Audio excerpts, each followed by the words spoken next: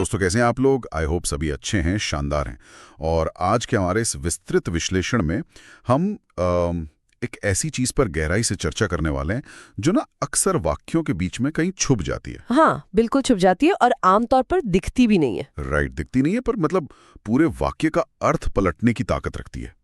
हम बात कर रहे हैं हिंदी व्याकरण के ठहराव की, यानी विराम चिन्हों की। जब मैं आज के इस टॉपिक पर थोड़ी रिसर्च कर रहा था तो मुझे पंडित कामता प्रसाद गुरुजी का एक ऐसा तथ्य मिला जो मतलब सच में हैरान कर देने वाला है। जी, वो तथ्य वाकई बहुत दिलचस्प है ना? गुरुजी जिन्हें हिंदी व्याकरण का एक बहुत बड़ा स्तंभ माना जाता है, उनके अनुसार हमारी भाषा में कुल 20 महत्वपूर्ण विराम चिन्ह हैं।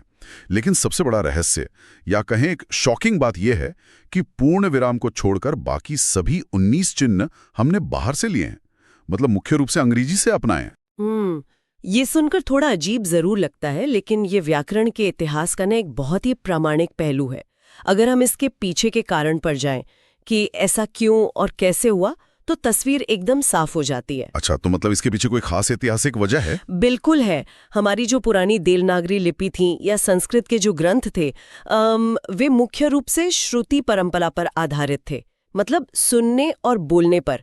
श्लोकों का ना अपना एक प्राकृतिक छंद होता था, एक लय होती थी। ओह, मतलब बोलते समय इंसान अपनी सांस के हिसाब से रुकता था। एग्जैक्टली, बोलने वाला अपनी सांस और लय के हिसाब से रुकता था।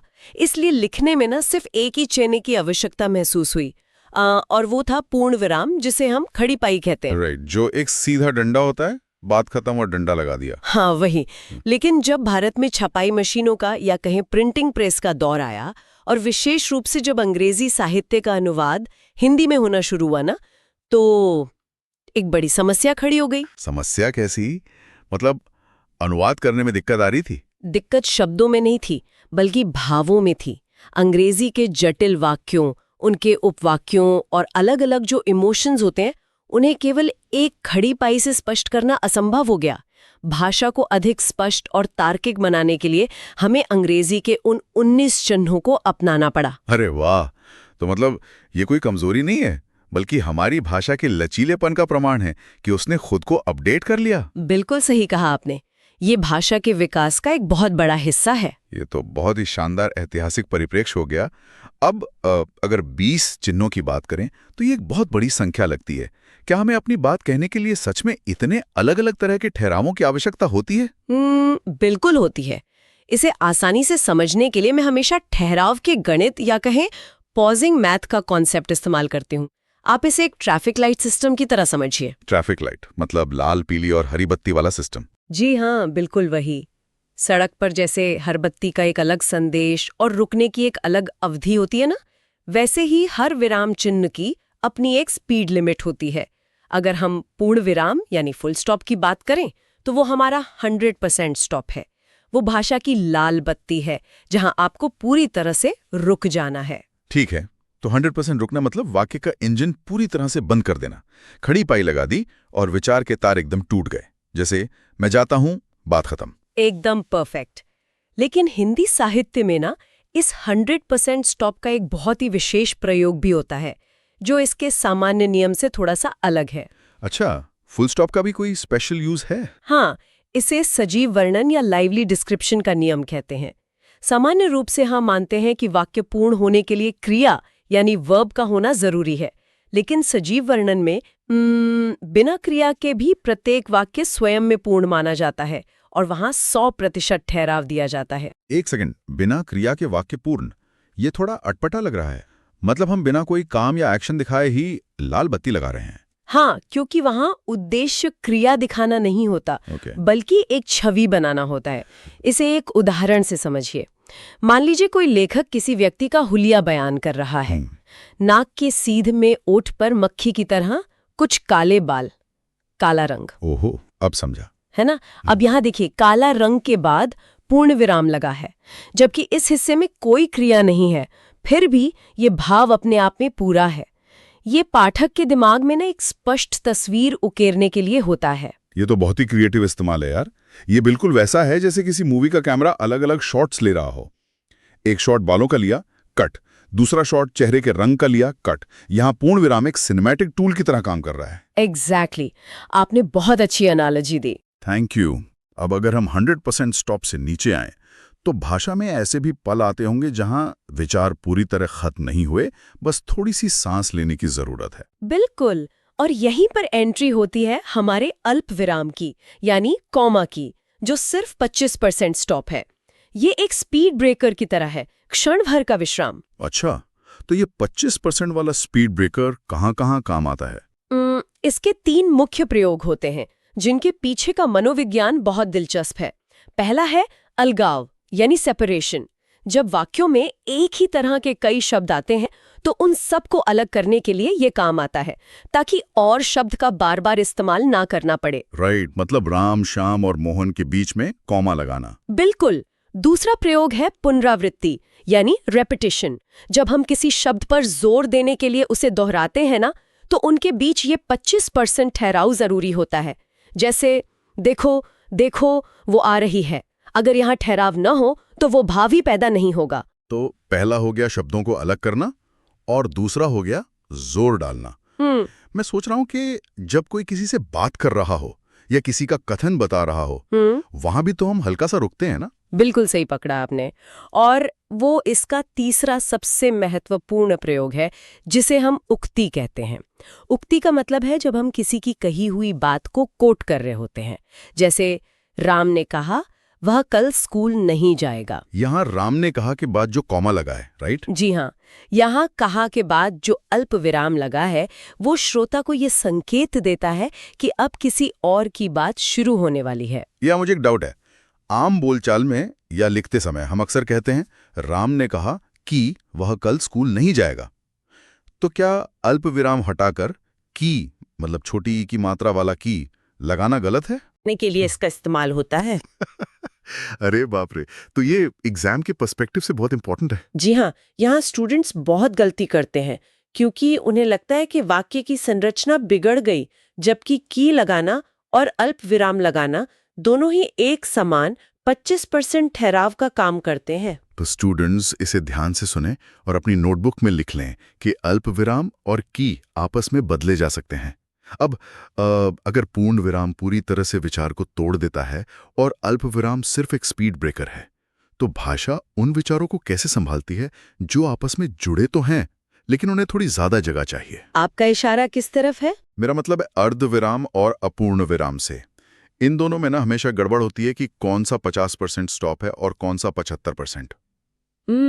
ये एक बहुत ही आम उलझन है, लेकिन इसके पीछे के लॉजिक को समझ लें तो कभी गलती नहीं होगी। पहले बात करते हैं अर्धविराम की, जिसमें ऊपर एक बिंदु और नीचे अल्प विराम होता है। ये हमारा 50% स्टॉप है। अच्छा, तो सेमीकोलन 50% है। इसका इस्तेमाल कहाँ होता है? इसका प्रयोग भाषा में ना तनाव या क्रमिक विकास को दर्शाने के लिए होता है। जब दो स्वतंत्र वाक्य एक दूसरे से जुड़े हों लेकिन अपने आप में पूर्ण अर्थ रखते हों। एक उदाहरण देखिए, सूर्यास्त हुआ, अर्धविराम। आकाश लाल हुआ, अर्धविराम। पक्षी चहचहाने लगे। अरे वाह, ये फिर से एक सिनेमैटिक सीन की तरह लग रहा है, जहां हर एक घटना स्वतंत्र है लेकिन एक ही दृश्य का हिस्सा है। बिल्कुल, एग्जैक्टली। इसलिए हम यहाँ अल्प विराम से थोड़ा ज्यादा रुक रहे हैं, क्योंकि हर घटना अपने आप में एक अलग तस्वीर है, लेकिन पूर्ण विराम नहीं लगा रहे क्योंकि पूरा सीन अभी खत्म नहीं हुआ है। Make sense. आपने बिल्कुल सटीक विश्लेषण किया। वहीं दूसरी ओर जो अपूर्ण विराम या उपविराम होता है, जिसमें केवल 2 बिंदु होते हैं, कॉलन, वो 75% स्टॉप है। तो कॉलन 75% है। इसका लॉजिक क्या है? इसका मनोविज्ञान ना बिल्कुल अलग है। ये तनाव नहीं बनाता, बल्कि एक अचानक रहस्य उद्घाटन या सडन रिवील करता है। इसका प्रयोग तब होता है जब कोई बात अत्यंत आकस्मिक हो या हम एक जिज्ञासा पैदा कर रहे हों। सडन रिवील, कोई उदाहरण देकर समझाएंगी? बिल्कुल। इसका सबसे बेहतरीन उदाहरण निबंध या लेख के शीर्षक होते हैं, जैसे विज्ञान अपूर्ण विराम, वरदान या अभिशाप। हाँ, तो हम विज्ञान कहकर 75% रुकते हैं, श्रोता के दिमाग में एक सस्पेंस बनाते हैं और फिर आगे का हिस्सा बोलते हैं ये तो बहुत ही पावरफुल टूल है। जी हाँ, और यहाँ भी परीक्षाओं में ना बहुत बड़ा ट्रैप होता है। अक्सर लोग शीर्षक में योजक चिन्ह यानी हाइफन या अर्धविराम लगा देते हैं, जो कि व्याकरणिक रूप से अशुद्ध है। राइट, क्योंकि शीर्षक हमेशा जिज्ञासा पैदा करता है, इसलिए वहां अपूर्ण विराम ही आना चाहिए। एकदम सही। ये तो होगी ठहराव और गति की बात। लेकिन भाषा सिर्फ रुकने जो चलने का नाम नहीं है ना, इसमें भावनाएं भी होती हैं। तो क्या ऐसे भी चिन्ह हैं जो ठहराव से ज्यादा हमारे इमोशंस या हमारे टोन को कंट्रोल करते हैं, जैसे प्रश्नवाचक चिन्ह और विस्मयादि बोधक चिन्ह? बिल्कुल, ये चिन्ह भाषा में सीधा भावुकता या इमोशंस भरते हैं। अब प्रश्नवाचक चिन्ह का प्राथमिक काम तो सबको पता है, जहां सवाल पूछा जा रहा है वहां इसे लगा दो।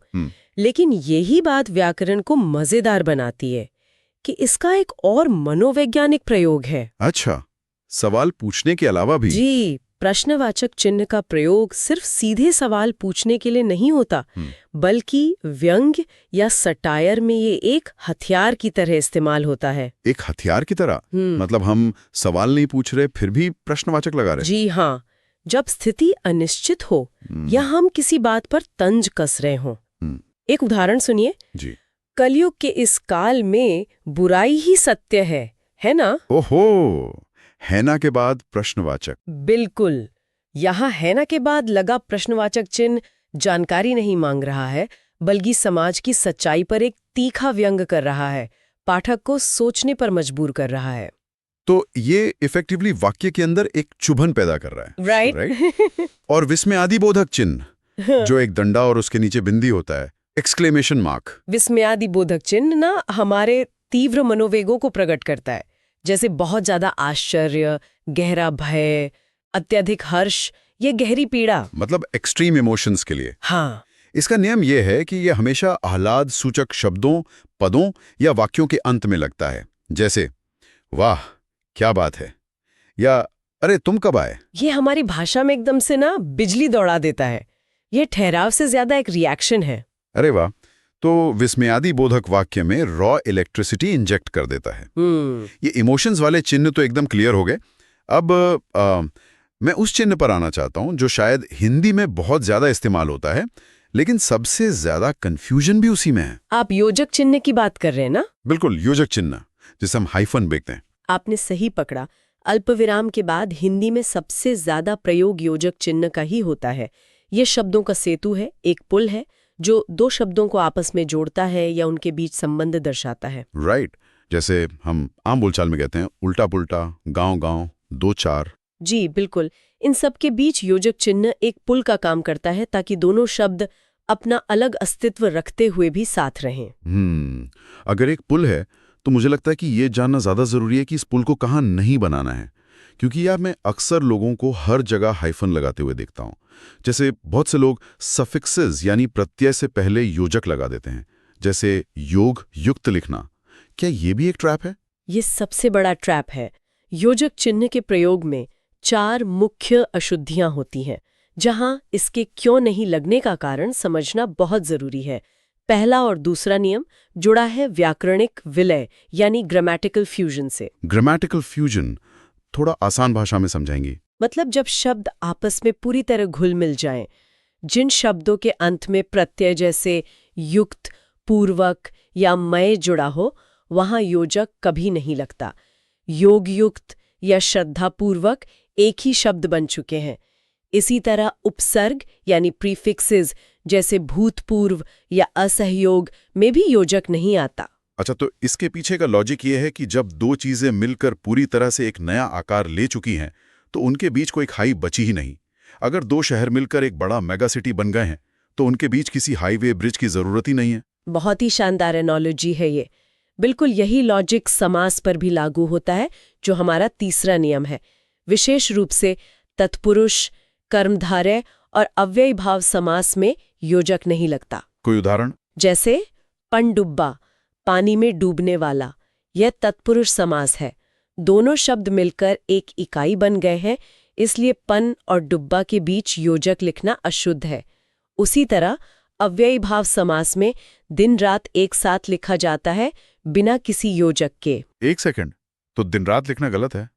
हम तो हमेशा बीच में डैश लगाते हैं। अगर आप इसे द्वंद्व समास के रूप में इस्तेमाल कर रहे हैं, जहां दिन और रात दोनों पद समान रूप से प्रधान है और दोनों का अलग अस्तित्व है, तब दिन रात योजक के साथ लिखना सही है। लेकिन जब ये अव्ययी भाव का रूप ले ले तो ये एक इकाई बन जाता है। समझ गया, ये तो बहुत ही ट्रिकी है। और चौथा नियम? चौथा और सबसे महत्वपूर्ण नियम है, विशेषण और विशेष्य के बीच योजक कभी नहीं लगता, जैसे शुभ समाचार। अच्छा, क्योंकि शुभ सिर्फ एक गुण बता रहा है समाचार का, उनके बीच कोई समानता का संबंध नहीं है, बल्कि एक डिस्क्रिप्टिव संबंध है। बिल्कुल सही। शुभ विशेषण है और समाचार विशेष्य, इनके बीच कोई सेतु नहीं चाहिए। ये स्वाभाविक रूप से अलग अलग ही लिखे जाएंगे। परीक्षाओं के एरर डिटेक्शन सेक्शन में इन्हीं 4 नियमों पर सबसे ज्यादा सवाल बनते हैं। ये तो बहुत ही क्लियर हो गया, स्टूडेंट्स इसे जरूर नोट कर लें। अच्छा, एक चिन्ह योजक जैसा ही दिखता है, बस आकार में थोड़ा लंबा होता है। निर्देशक चिन्ह, जिसे हम डैश कहते हैं, और एक विवरण चिन्ह भी होता है। अगर योजक चिन्ह एक पुल है तो निर्देशक क्या है? एक उंगली जो दिशा दिखा रही हो। आप इसे दिशा दिखाने वाली उंगली कह सकते हैं। निर्देशक चिन्ह योजक से लंबा होता है और इसका मुख्य काम होता है संवाद या डायलॉग को दर्शाना या निर्देश देना। जैसे नाटक वगैरह की स्क्रिप्ट में। जी, जैसे नाटकों या कहानियों में जब हम लिखते हैं, श्री राम ने कहा, फिर निर्देशक चिन्ह मनुष्य को सत्य के मार्ग पर चलना चाहिए, तो वक्ता के नाम के बाद निर्देशक चिन्ह आता है। राइट, समझ गया। और विवरण चिन्ह? विवरण चिन्ह, जिसमें 2 बिंदु और एक डैश होता है, उसका प्रयोग किसी जानकारी या सूचना को विस्तार से दर्शाने के लिए होता है।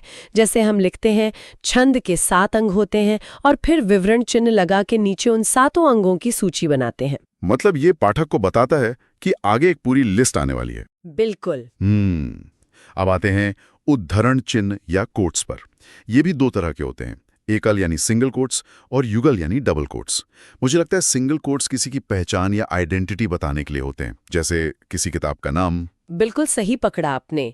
एकल उद्धरण का प्रयोग किसी पुस्तक का नाम, लेखक का उपनाम या समाचार पत्र का शीर्षक लिखते समय होता है, जैसे कामायनी की कथा या दैनिक जागरण समाचार पत्र। यहाँ हम सिर्फ उस खास नाम को वाक्य के बाकी हिस्से से हाईलाइट या अलग कर रहे हैं। जी, और डबल कोट्स या युगल उद्धरण तब इस्तेमाल होते हैं जब हमें किसी के कथन को ज्यों का त्यों सुरक्षित रखना हो। बिल्कुल, जैसे एक टाइम कैप्सूल में करते हैं, किसी की बात का एक भी शब्द बदले बिना। जी हाँ, युगल उद्धरण का एकमात्र उद्देश्य किसी की ओरिजिनल बात को सुरक्षित रखना है। जैसे महात्मा ने कहा, डबल कोट्स में, मनुष्य नश्वर है, या सुभाष चंद्र बोस ने कहा था, तुम मुझे खून दो, मैं तुम्हें आजादी दूंगा। यहाँ आप अपनी तरफ से एक मात्रा भी नहीं बदल सकते। ये बहुत स्पष्ट हो गया। अब मैं एक ऐसे चिन्ह की बात करना चाहता हूँ जिसे मैं अपनी भाषा में लिखावट का बैंडेड कहता हूँ। वो है हंसपद या त्रुटि विराम। अरे वाह, लिखावट का बैंडेड ये सच में बहुत सटीक उपमा है ना? क्योंकि जब हम तेजी से कुछ लिख रहे होते हैं और गलती से कोई अक्षर छूट जाता है तो ये बहुत काम आता है। बिल्कुल। पूरे वाक्य को काटकर गंदा करने के बजाय हम उस जगह पर नीचे की तरफ ये हंसपद लगा देते हैं। ये हंस के पैर जैसा दिखता है ना, इसलिए इसका ये नाम है। इसे लगाकर हम छूटा हुआ शब्द ऊपर लिख देते हैं। तो ये वाक्य की संरचना को बिना बिगाड़े सुधारने का सबसे बेहतरीन और व्याकरणिक तरीका है। मतलब लिटरली वाक्य को काट छांट से बचाता है। जी बिल्कुल। और संरचना को स्पष्ट करने के लिए हम कोष्ठक यानी ब्रैकेट्स का इस्तेमाल भी तो करते हैं। उसका काम वाक्य के मुख्य अर्थ को छेड़े बिना किसी कठिन शब्द का अर्थ स्पष्ट करना है। राइट। इसके बाद मुझे लगता है हमारे पास कुछ ऐसे चिन्ह भी हैं जो समय और जगह बचाने का काम करते हैं, जैसे लघव चिन्ह और लोप चिन्ह। हाँ, लाघव चिन्ह वही है जो एक छोटा सा शून्य होता है। यह संक्षेपण के लिए प्रयोग होता है। जैसे हम डॉक्टर पूरा लिखने के बजाय डॉक लिखकर आगे वो शून्य लगा देते हैं। एकदम सही। जब कोई प्रसिद्ध शब्द हो और हम उसे पूरा न लिखना चाहें तो पहला अक्षर लिखकर लाघव चिन्ह लगा देते हैं। जैसे प्रोफेसर के लिए प्रो लिखकर लाघव चिन्ह। और लोप चिन्ह। लोप चिन्ह, जिसे ... कहते हैं, उसका इस्तेमाल तब होता है जब हम जानबूझकर वाक्य का कुछ अंश छोड़ देते हैं या किसी बात को गुप्त रखना चाहते हैं। जैसे किसी के बैंक अकाउंट नंबर के आखिरी 4 अंक छिपाने हों। अच्छा, तो अब तक हमने 16 महत्वपूर्ण चिन्हों की बहुत गहरी और तार्किक चर्चा कर ली है। पूर्ण विराम की 100% ब्रेक से लेकर योजक चिन्ह के ट्रैप्स और लिखावट के बैंडेड तक। गुरुजी के उन 20 चिन्हों के चक्र को पूरा करने के लिए बचे हुए 4 चिन्ह कौन से हैं? विचार चिन्ह ना बहुत ही विशिष्ट स्थानों पर प्रयोग होते हैं। 17वां है तुल्यता सूचक, जिसे हम इक्वल टू कहते हैं, जो दो शब्दों या पदों के बीच समानता या मूल्य दर्शाता है।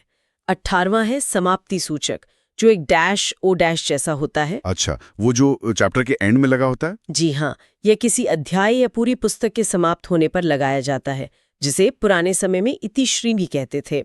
19वां है दीर्घ उच्चारण चिन्ह, जिसे अवग्रह भी कहते हैं। ये एस के आकार का होता है, राइट? बिल्कुल। इसका प्रयोग तब होता है जब किसी स्वर को सामान्य से अधिक खींचकर बोला जाए, जैसे रामा।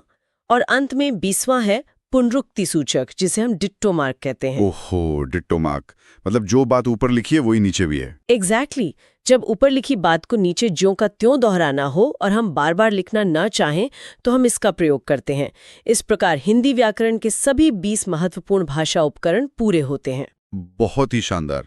तो आज हमने देखा कि कैसे सिर्फ एक खड़ी पाई हमारा अपना मूल चिन्ह था और बाकी 19 चिन्ह हमने अंग्रेजी से लेकर अपनी हिंदी भाषा की अभिव्यक्ति को इतना शक्तिशाली और समृद्ध बना लिया। हमने ये भी समझा कि हर विराम चिन्ह के पीछे एक पूरा मनोविज्ञान और तर्क छुपा है। तो मुझे उम्मीद है कि आज का लेक्चर आपको समझ में आया होगा। अगर आपको टॉपिक समझ में आया हो तो वीडियो को लाइक करें, चैनल को सब्सक्राइब करें और वीडियो को अपने साथी दोस्तों के साथ ज़्यादा से ज़्यादा शेयर करें। मिलते हैं नेक्स्ट लेक्चर में, तब तक के लिए जय हिंद, जय भारत।